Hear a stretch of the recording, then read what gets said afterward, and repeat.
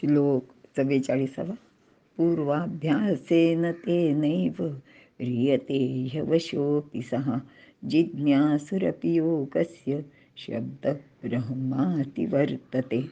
अर्थ, कारण त्यांच्या पूर्वजन्मी केलेल्या अभ्यासाने ते योग साध्य करून घेण्यास असमर्थ असले तरी योगाभ्यासाकडे सहजच आकर्षित केले जातात. फार कशाला योगासंबंधी जिज्ञासूसुद्धा शब्द ब्रह्माचे अतिक्रमण करतो, असे भगवंत अर्जुनाला सांगत आहेत. विवरण. मागील श्लोकात योगभ्रष्टाला कोणती गती मिळते ते पाहिले. सुचिनाम श्रीमतांगेहे असा त्याचा जन्म होतो असे भगवंतांनी सांगितले आहे. त्याला सर्व प्रकारची सुखेसुद्धा प्राप्त होतात. किंवा ज्ञानदेवांसारखे योगी जन्मतःच सर्वज्ञता बरोबर घेऊनच जन्माला येतात. त्यांना या जन्मी ते ज्ञान मिळवण्यासाठी कोणतेच सायास किंवा वेगळा अभ्यास करावा लागत नाही. पूर्वजन्माचा अभ्यासच संस्कार रूपाने त्यांच्या सोबत येतो.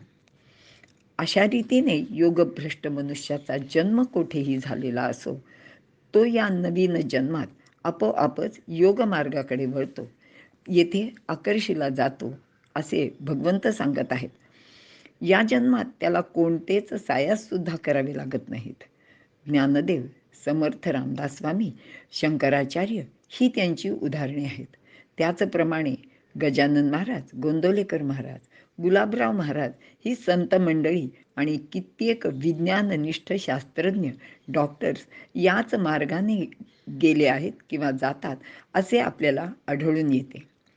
यापैकी आपल्या सर्वांना ज्ञात असलेले डॉक्टर ह.वी. सरदेसाई, डॉक्टर प.वी. वर्तक, ए.पी.जे. अब्दुल कलाम साहेब ही त्यांची काही उदाहरणे आपल्याला नक्कीच सांगता येतील. हे सर्व लोक चांगल्या उच्च कुळात जन्माला आले. सर्व काही सुखसोयीसुद्धा आहेत. शिक्षणसुद्धा फारशा अडचणी न येता झाले. पण ते अध्यात्माकडे अगदी आपोआपच वळले. आपापल्या व्यवसायात प्रथित यश म्हणून नाव कमावले. पण आंतरिक ओढ अध्यात्माची होती. वरवर पाहता ते आपोआप घडले आहे असे वाटते. पण कोणतीच गोष्ट तशी होत नाही. त्याला काहीतरी कारण असायलाच लागते.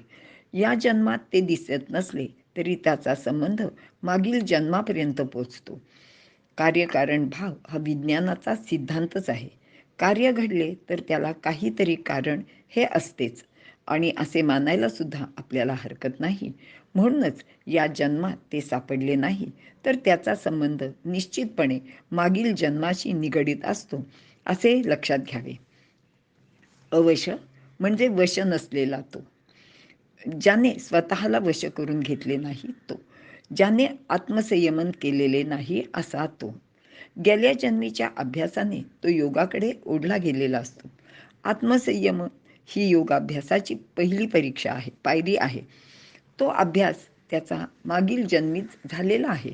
या जन्मात त्याने तसा प्रयत्न केला नसला तरी हे सर्व पूर्वकर्माचे संस्काराने घडत असलेले आपल्या लक्षात येते. जिज्ञासुरपी म्हणजे योगाची नुसती जिज्ञासा असलेला माणूस शब्द ब्रह्माचे पलीकडे जातो असे भगवंत सांगत आहेत. शब्दब्रह्म म्हणजे खरे ब्रह्म नाही तर ते शब्दरूपी अवडंबर, शब्दाचे नुसते जंजाळ. जंजाळ म्हणजे घनदाट जंगल. अध्यात्मशास्त्र अगर योगशास्त्र यामध्ये शब्दाचे जंजाळ आहे. त्यात प्रत्यक्ष अनुभूतीचा अभावच असतो. कारण ब्रह्माची अनुभूती हे शब्दाचे, गुणाचे पलीकडे गेल्याशिवाय येत नाही. अगदी फार पूर्वीपासून शब्दप्रपंच करणारे म्हणजे ब्रह्म, माया इत्यादी गोष्टीवर सतत चर्चा करणारे, मोठ्या मोठ्या गप्पा मारणारे, तो विषय अगदी रंगवून रंगवून सांगणारे किंवा वादविवाद करणारे आणि इतरांना आपल्याला तुम्ही कसे अगदी लहान आहात आणि मी कसा विद्वान आहे असं सिद्ध करून दाखवणारे खूप लोक होऊन गेले. आणि आजसुद्धा असे अनेक लोक प्रवचन करणारे आहेत. या अशा लोकांचे सुंदर वर्णन 13व्या अध्यायात माऊलींनी केलेले आहे. ते आपण पाहावे. ओवी क्रमांक 829 ते 834. शब्दशास्त्रात पारंगत असलेल्या लोकांचे ज्ञान शब्दापुरतेच मर्यादित असते. व्यवहारातील उदाहरण सांगायचे झाले तर हे लोक गंगा स्नानाची महती अगदी रसभरीत वर्णन करून सांगतात. पण स्नानाने शरीर पवित्र व स्वच्छ होते याचा अनुभव त्यांनी स्वतः कधीच घेतलेला नसतो. अगदी हे तसेच आहे. किंवा जसे साखरेची गोडी साखर प्रत्यक्ष सेवन केल्याशिवाय कळत नाही. आपल्याला एका पंडिताची आणि एका नावाड्याची गोष्ट माहिती आहे आणि तो सुद्धा असा शब्द पंडित असतो. त्याला व्यवहारातलं काहीच ज्ञान नसतं आणि तो नावाड्याला म्हणतो की अरे तुला हे काय माहिती नाही का, असं कसं तुझं अगदी आयुष्य वाया गेलं. आणि नदीच्या पात्रात मध्यभागी आल्यावर त्या नावाड्याच्या लक्षात येतं की नावेला खालून एक छोटंसं छिद्र पडलंय आणि त्यातून पाणी आत येतोय. तो नावाडी अगदी त्याला शांतपणे विचारतो की पंडितजी, तुमचं ते ज्ञान वगैरे पुष्कळ आहे, पण तुम्हाला पोहता येतं का? तो म्हणला, नाही नाही, कसं पोहायचं ते मला नक्की माहिती आहे, पण मी कधी पोहलेलो नाही आहे म्हणे. मग नावाडी म्हणाला, मग मला तर आता असं वाटतंय की पंडितजी, आता मात्र तुमचं आयुष्य नक्कीच वाया जाणार आहे, कारण ही नाव आता बुडायला लागलेली आहे. आणि असं म्हणतो आणि तो नावाडी नदीत उडी टाकतो आणि पोहायला सुरुवात करतो. हे असे शब्दाचे ज्ञान असलेले पांडित्य वायात जाते. म्हणूनच योगाचे शाब्दिक ज्ञान असण्यापेक्षा योगाचे आचरण झाले तर त्याला अधिक लाभ होतो. एखादा जिज्ञासू जिज्ञासेपोटी योगाचरण करीत असला तरी तो या शब्द पंडितापेक्षा लवकरच ब्रह्माचा अनुभव घेऊ शकतो, असे भगवंत इथे सांगत आहेत. येथे एक लक्षात घेतले पाहिजे की ब्रह्माची प्राप्ती ही अनेक जन्माचे अभ्यासानंतर होते. ती घाईगडबडीने एकाच जन्मात मिळेल अशा कोणीही भ्रमात राहू नये. घाईघाईने करण्याची ही गोष्ट तर नाहीच, त्याचा लाभही होत नाही. योगाभ्यास अनेक जन्म करावा लागतो. चांगदेवाने हा अभ्यास सतत 1400 वर्षे केला आणि आपण चांगदेव 1400 वर्ष जगले असे म्हणतो. पण खरे तर त्याचा अर्थ तसा नाही, तर प्रत्येक जन्मात त्याने योगाभ्यास केला. त्याला मागील सर्व जन्म आठवत होते. बऱ्या वाईट गोष्टींचे मनावरचे संस्कार पुसून जायला मनाचा कागदसुद्धा कोरा असायला लागतो. तो कोरा व्हायला लागतो आणि त्यांना इतकी वर्षे म्हणजे 1400 वर्षे लागलेली होती. मन संपूर्ण विकाररहित झाल्यावर त्याला ज्ञानप्राप्ती झाली. कोरा कागद म्हणजे विकार विचाररहित स्वच्छ मन. ज्ञानदेवांची बालपणीच सर्वज्ञता प्रगट झाली होती, कारण त्यांचा योगाभ्यास पूर्वजन्मीच पूर्णत्वापर्यंत झालेला होता. इथे आपण थांबूया. श्लोक 45. प्रयत्नाद्यतमानस्तु योगी संशुद्ध किल्बिषः अनेक जन्म संसिद्धस्ततो याति परांगती. अर्थ, नेटाने प्रयत्न करणारा आणि मनाने निष्पाप झालेला तो योगी अनेक जन्माच्या उत्तम संस्कारामुळे सिद्ध झाला असता त्याला मोक्ष किंवा उत्तम गती प्राप्त होते, असे भगवंत सांगत आहेत. विवरण: यतमानः म्हणजे प्रयत्न करणारा किंवा स्वतःला नियत म्हणजे ताब्यात ठेवणारा असा तो योगी किंवा साधक.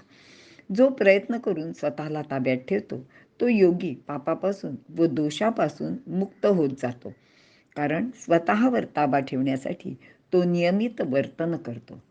आणि माऊलींनी सांगितलेलंच आहे की अनियतासी सर्वथा योग्यता नाही. अनियमितपणे वागणाऱ्याला स्वतःवर जो ताबा ठेवू शकत नाही असा हा माणूस, आणि त्याला इथे काही योग्यता प्राप्त होत नाही. मात्र नियतयोगी आपल्या वर्तनात दोष ठेवत नाही आणि म्हणून तो निर्दोष किंवा शुद्ध होतो. येथे आपण अभ्यासाला सुरुवात केली आणि आपल्याला योग सिद्ध झाला आणि त्यामुळे आपल्याला लगेच मुक्ती मिळेल असे कोणीही समजू नये, कारण उद्धार होणे, मोक्ष मिळणे, उत्तम गती प्राप्त होणे ही गोष्ट इतकी स्वस्त नाही.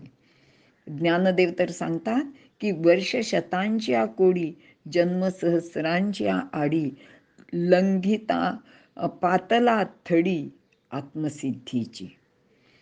कोट्यावधी वर्षांनी व हजारो जन्म उल्लंघून झाल्यानंतर तो आत्मसिद्धीच्या किनाऱ्याला येऊन पोचतो. याचाच अर्थ एका जन्मात मुक्ती मिळते असे समजणे हा अगदी केवळ भ्रमच आहे. कारण आणि ती गोष्ट अगदी अशक्य सुद्धा आहे. पुराणातून किंवा कथा कीर्तनातून नाममहात्म्य सांगितले जाते. तसेच अनेक भक्तांच्या गोष्टीसुद्धा प्रसिद्ध आहेत. विशेषतः मृत्यूसमयी देवाचे नाव घेतले आणि तो लगेच उद्धरून गेला, त्याला न्यायला विमान वगैरे आलं, अशा सगळ्या गोष्टी आपण खूप ऐकलेल्या असतात, नित्य ऐकतही असतो. अशा अर्थाच्या अजामिळासारख्या अनेक गोष्टी सांगितल्या जातात. किंवा मुखी नाम हाती मोक्ष, किंवा हरी उच्चारणी अनंत पापराशी, जातील लयासी क्षण मात्रे, असे अभंग मोठ्या आवडीने आपण म्हणतो. पण इथे या सर्वांनीच एक गोष्ट लक्षात घ्यायला हवी की मागील सर्व कर्म भोगून संपवायचे असते. वाध्या कोळ्याने अनेक वर्ष रामनाम घेत तप केले, तेव्हा त्याचा वाल्मिकी झाला. तर शबरीने 27 वर्ष रामदर्शनाचा ध्यास सतत अगदी रात्रंदिवस घेतला आणि तेव्हाच तिला रामप्रभू भेटले. लोकांनी भक्ती मार्गाला लागावे यासाठी पुराणात अशा गोष्टी सांगितल्या जातात. एवढाच मतितार्थ लक्षात घ्यावा. मुखी नाम हाती मोक्ष असे सांगणाऱ्या समर्थांनी स्वतः 12 वर्षे तपसाधनेच्या काळात 13 कोटीचा जप केला होता आणि त्यानंतरच त्यांना प्रभू रामचंद्रांचे दर्शन झाले. स्वतः ज्ञानदेव तर सांगतात की माझिया सत्यवादाचे तप वाचा केले बहुत कल्प. ही अशी अनेक जन्मांची, अनेक वर्षांची साधना असते. ती केली तर शेवटच्या जन्मात संसिद्ध होता येते. 7व्या अध्यायात स्वतः भगवंत सांगतात की बहुनाय जन्मना म्हणते ज्ञानवान माम प्रपद्यते, वासुदेव सर्वमिती स महात्मा सुदुर्लभा. किंवा मनुष्याणाम सहस्रेषु कश्चिद्यतती सिद्धये. आणि हे सर्व आपण लक्षात घ्यायला हवे आणि त्याप्रमाणे साधना करण्याची मनाची अगदी खंबीरपणे तयारी करावी, असे भगवंत अर्जुनाला सांगत आहेत. आणि इथे आपण थांबूया. श्लोक 46. तपस्विभ्योऽधिको योगी ज्ञानीभ्योऽपि मतोऽधिकः कर्मिभ्यश्चाधिको योगी तस्माद्योगी भवार्जुन. आणि श्लोक 47. योगिनामपि सर्वेषां मद्गतेनान्तरात्मना श्रद्धावान् भजते यो मां समे युक्ततमो मतः. ओम तत्सदिति श्रीमद्भगवद्गीतासु उपनिषत्सु ब्रह्मविद्यायां योगशास्त्रे श्रीकृष्णार्जुनसंवादे आत्मसंयमयोगो नाम 6. अर्थ. श्लोक 46. तपस्वी लोकांपेक्षा योगी श्रेष्ठ, ज्ञानी लोकांपेक्षाही तो श्रेष्ठ आहे. इथे ज्ञानी म्हणजे केवळ शब्द ब्रह्म जाणणारे लोक असा अर्थ आहे व कर्म करणाऱ्यांपेक्षाही श्रेष्ठ आहे. म्हणून हे अर्जुना, तू योगी हो, असे भगवंत अर्जुनाला सांगत आहेत. श्लोक 47. सर्वच योग्यांमध्ये जो श्रद्धावान माझ्या ठिकाणी अंतःकरण ठेवून मला भजतो तो मला सर्वांपेक्षा अधिक श्रेष्ठ असतो. विवरण. मागील श्लोकात शुभकर्मे करणारा योगी कधीही नष्ट होत नाही, म्हणजे त्यांनी केलेली शुभकर्मे पुढील जन्मात संस्कार रूपाने जशीच्या तशी शिल्लक राहतात असे भगवंतांनी सांगितले होते. ही शुभकर्मे अनेक प्रकारची आहेत, जसे की तप करणे, योगसाधना, ज्ञानसाधना, भक्ती इत्यादी. पण यात सर्वात श्रेष्ठ, अधिक लाभदायक व निसंशय असे हितकारक काय आहे ते भगवंत इथे सांगत आहेत. ते म्हणतात की तपस्व्यांपेक्षा सुद्धा योगी हा कधीही श्रेष्ठच असतो. तपस्वी जो हट्टाने शीतोष्ण सहन करणे, उपवास करणे, धूम्रपान सेवन करणे इत्यादी अनेक गोष्टी करून त्याचे अनुष्ठान करतात. तपस्वी म्हणजे तप करणारा. आणि तप करायचे म्हणजे तरी काय? तर तप करणे म्हणजे कष्ट करणे. एखादा विषय घेऊन त्यावर सतत अभ्यास करणे, चिंतन करणे, त्यासाठी खूप परिश्रम घेणे. तप म्हणजेच उष्णता. खूप कष्ट केले की शरीरात उष्णता वाढते. म्हणून कष्ट म्हणजे तप. वनात जाणे, ध्यान करणे किंवा इतर प्रकारचे शारीरिक कष्ट घेणे याला आपण तप असे म्हणतो. तपाचा काळ साधारण 12 ते 14 वर्षांचा इतका असतो. एकच गोष्ट सातत्याने इतकी वर्षे करीत राहिले की त्या गोष्टीसाठी तप केले असे आपण म्हणतो. असे तप करणारा तो तपस्वी. या प्रकारात माणसाला इतर सर्व गोष्टी, दैनंदिन व्यवहार सोडून त्याचसाठीच सर्व वेळ द्यावा लागतो. उलट कर्मयोगी मात्र आपले सर्व व्यवहार सांभाळून परमगती मिळवू शकतो. योगी म्हणजे कर्मयोगी असाच अर्थ भगवंताला इथे अभिप्रेत आहे. म्हणून हा कर्मयोगी तपस्व्यापेक्षा सुद्धा श्रेष्ठ आहे असे भगवंत अर्जुनाला सांगत आहेत. आता दुसरे जे ज्ञानी म्हणजे ते ज्ञानी फक्त शब्द ब्रह्मात निष्णात असतात. ते इतरांपेक्षा खूप चतुर, छान व्याख्यान देणारे, शास्त्रार्थ सांगणारे, चर्चा करणारे किंवा वादविवादात अत्यंत हुशार आणि निपुण असेच असतात. ज्यांचे शब्दज्ञान ऐकून लोक संतोष पावतात, पण त्यांचे जवळ अनुभवाचे ज्ञान नसते. म्हणून मागील श्लोकात योग मार्गाचा जिज्ञासू हा या शब्द पंडितापेक्षा सुद्धा श्रेष्ठच असतो असे भगवंताने सांगितले आहे. या लोकांच्या ज्ञानाचा काहीही उपयोग नसतो. म्हणून ज्ञानदेव सांगतात, मोरा अंगी अशेषे पिसे असती डोळसे, परी एकली दृष्टी नसे तैसे ते गा. शिवाय या ज्ञानी लोकांना आपल्या ज्ञानाचा खूपच गर्व असतो, अहंकार असतो. ते आपल्यापेक्षा इतरांना खूप कमी प्रतीचे किंवा अगदी तुच्छ समजतात. पण योगी मात्र इतरांना आपल्यासारखेच म्हणजे समभावाने किंवा परमात्म्याप्रमाणे मानतात. म्हणूनच त्यांच्या मनात जे जे भेटे भूत ते ते मानिजे भगवंत हा विचार सातत्याने असतो आणि ते याप्रमाणे वर्तनसुद्धा करतात. ज्ञानी गर्वामुळे चुका करतो. कोणी स्तुती केली तर हुरळून जातो. मग त्याचा विवेक कमी होऊन त्याचे हातून पापसुद्धा घडू शकते. पण योगी मात्र समभावात असल्याने चुका करत नाही किंवा त्याचे हातून कधी पापसुद्धा घडत नाही. म्हणून ज्ञानी लोकांपेक्षा योगीच श्रेष्ठ असतो असे भगवंत पुन्हा एकदा सांगत आहेत. येथे ज्ञानी हा शब्द केवळ शब्द पंडितांसाठी उपयोगात आणलेला आहे हे सर्वांनी लक्षात घ्यावे. मात्र ज्याने सद्गुरूचा उपदेश प्राप्त केलेला आहे, ज्याने ब्रह्मज्ञान प्राप्त केले आहे, ते खरे ज्ञानी. त्यांची गणना यामध्ये केलेली नाही, कारण ते ब्रह्मज्ञानी किंवा आत्मज्ञानी ब्रह्मरूपच असल्याने श्रेष्ठच असतात हे सर्वांनी लक्षात घ्यावे.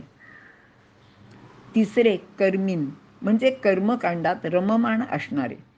आता ह्या लोकांचे वर्तन कसे असते बघा, की हे लोक पूजा करणे, सोवळे ओळे पाळणे, यज्ञयाग करणे अशा विविध गोष्टी शास्त्रात सांगितल्याप्रमाणे सातत्याने अगदी काटेकोरपणे न चुकता करत असतात. ते विधिवत षटकर्मात सुद्धा निपुण असतात.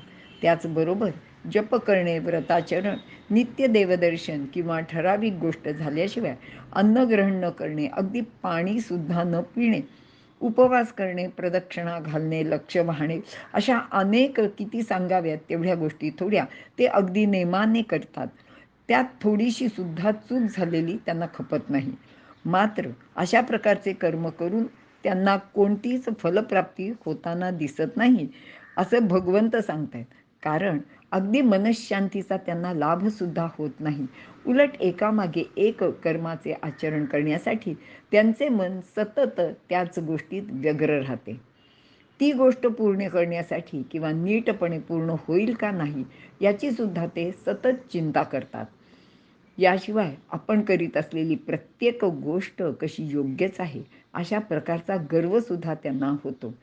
एखादी गोष्ट मी करत नाही किंवा मला चालत नाही, आमच्याकडे हे खात नाहीत असे सांगून ते आपला वेगळेपणा इतरांना दाखवण्याचा मोठेपणा सतत मिरवत असतात. त्यामुळे ते इतरांना कमी लेखतात.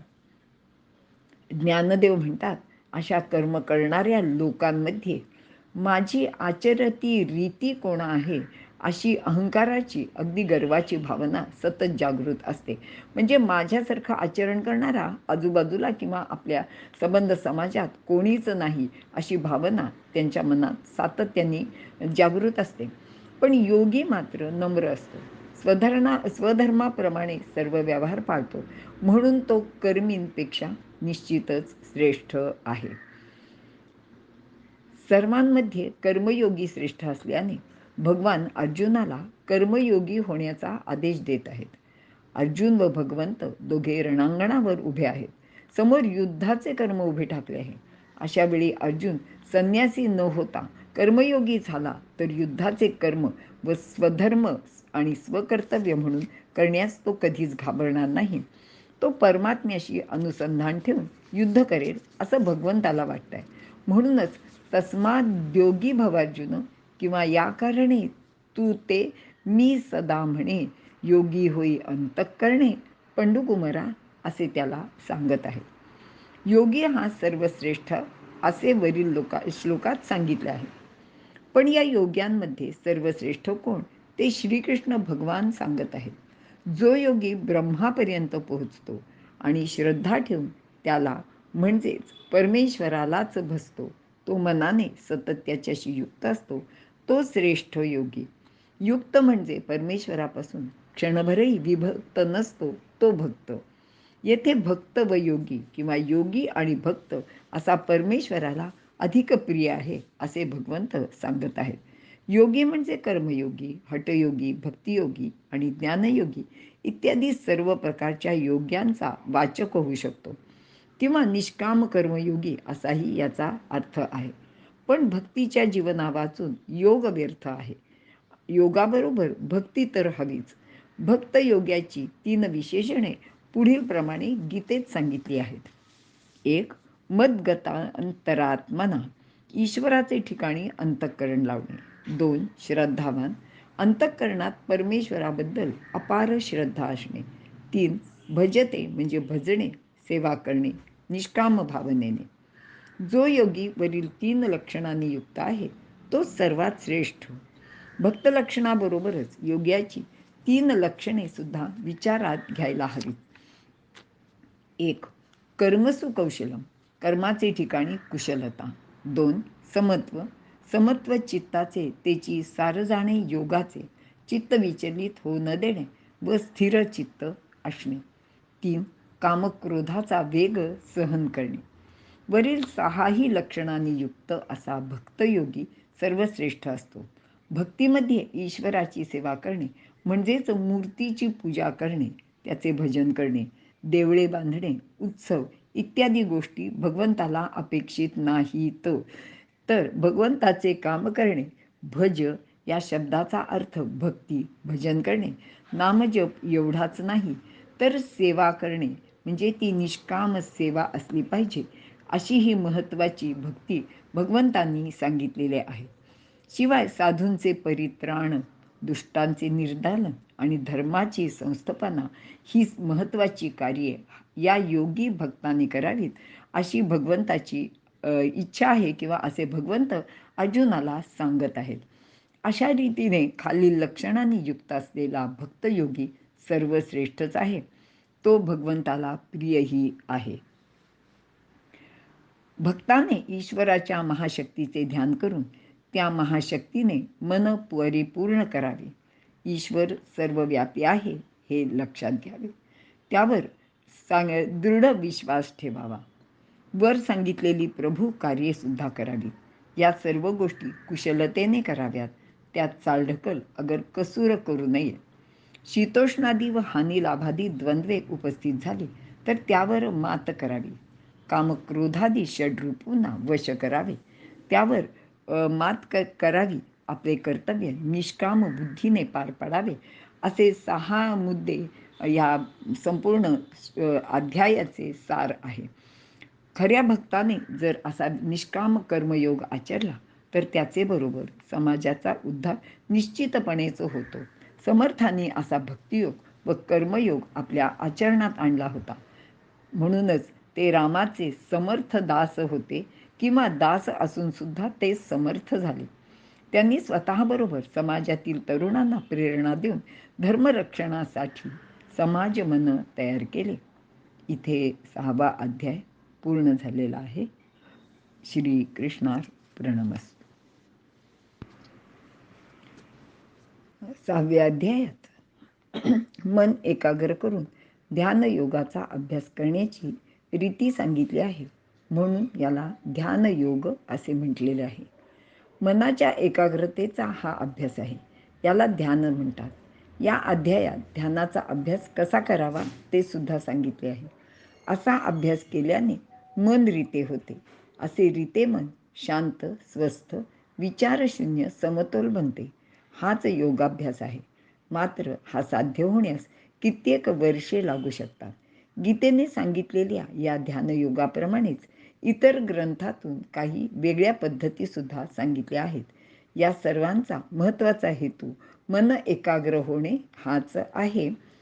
खालीलप्रमाणे ह्या ध्यान पद्धती आहेत. त्याची थोडीशी आपण माहिती घेऊया. 1. सूर्यध्यान. उगवत्या सूर्यावर नजर स्थिर करावी. मात्र प्रखर सूर्यप्रकाशापासून डोळ्यांना त्रास होणार नाही याची सुद्धा काळजी घ्यावी. 2. चंद्रमा ध्यान.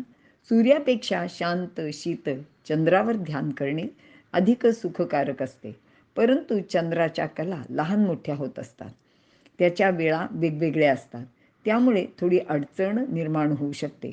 पण अष्टमी ते अष्टमी असे 15 दिवस ध्यान करता येते असे सांगितले आहे.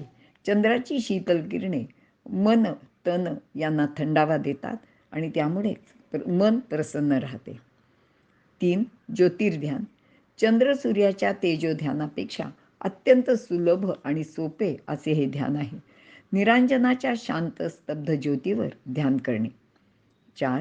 आकाश ध्यान. निरभ्र, स्वच्छ, नील आकाशावर ध्यान करणे. आकाशाच्या निलिम्यात खोल दृष्टी लावावी. 5. प्रतिबिंब. आसनस्थ होऊन आपले स्वतःचेच प्रतिबिंब आरशात पाहत राहावे. 6. मूर्ती ध्यान. आपल्या इष्ट किंवा आराध्य देवतेची मूर्ती समोर ठेवून तेथे नजर स्थिर करून ध्यान लावणे. 7. जपध्यान. मनात, तोंडात जीभ न हलवता एखाद्या जपाचा केवळ स्फुरण चालले आहे असे ध्यान करायचे. ही पद्धत अत्यंत चांगली आहे. याची सवय झाली की ते स्फुरण कोठे होते याकडे लक्ष द्यावे. ते मुखात चालू नये, ते हृदयात होणे चांगले असते. पण बेंबीपाशी होणे सर्वात चांगले आहे.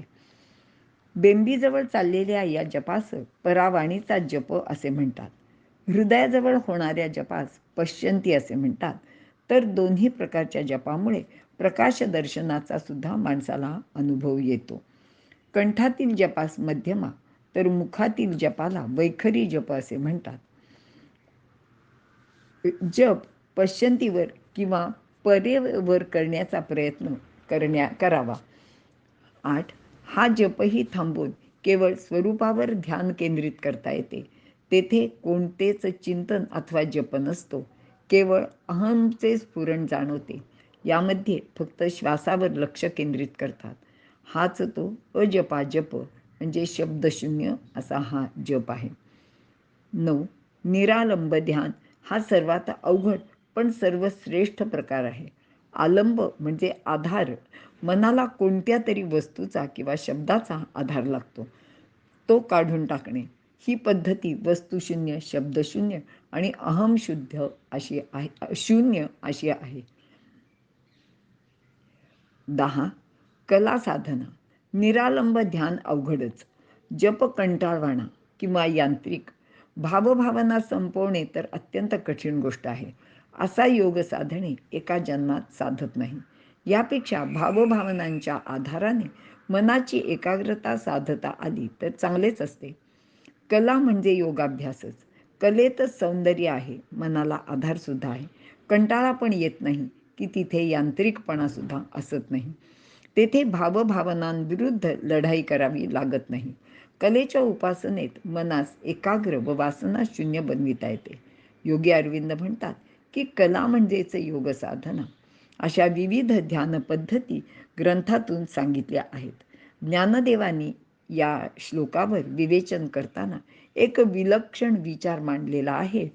ते म्हणतात की एकलेनी स्थिरावे तरी काजा आले स्वभावे, ना तरी घालावे मोकलुनी. ह्या मनाला एका ठिकाणी स्थिर करता आले तर चांगलीच गोष्ट आहे, पण तसं जर झालं नाही तर काय करावं आणि त्याचा काय सुंदर परिणाम आहे, असा या ओवीचा अर्थ आहे. तो आपण थोडक्यात पाहू. वर सांगितलेल्या पद्धतीने जर मन स्थिर झाले तर चांगलीच आहे, आणि नाही जमले तर त्याला खुशाल मोकळे सोडून द्यावे. याचे कारण असे आहे की आत्मा ज्याप्रमाणे आत आहे त्याप्रमाणे तो बाहेर सुद्धा आहे. यामुळे आत्मस्वरूपावर मन केंद्रित करण्यासाठी ते आत कोंडलेच पाहिजे असं काही नाही.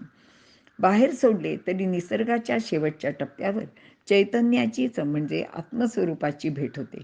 मात्र येथे एक धोका असतो. तो म्हणजे बाहेर सोडलेले मन त्रिगुणात व द्वंद्वात अडकण्याची भीती असते. यासाठी सामान्य लोकांनी कलेचे माध्यम स्वीकारावे. त्यासाठी मन कोंडावे लागत नाही आणि ते बाहेर पडले तरी एकाच विषयावर स्थिर होते, एकाग्र होते. अशा अनेक पद्धती असल्या तरी प्रत्येकाने आपल्या आवडीनुसार कुवतीप्रमाणे एका कोणत्याही पद्धतीचा अवलंब करावा. मात्र योगाभ्यास जरूर करावा असं भगवंत अर्जुनाला सांगत आहे.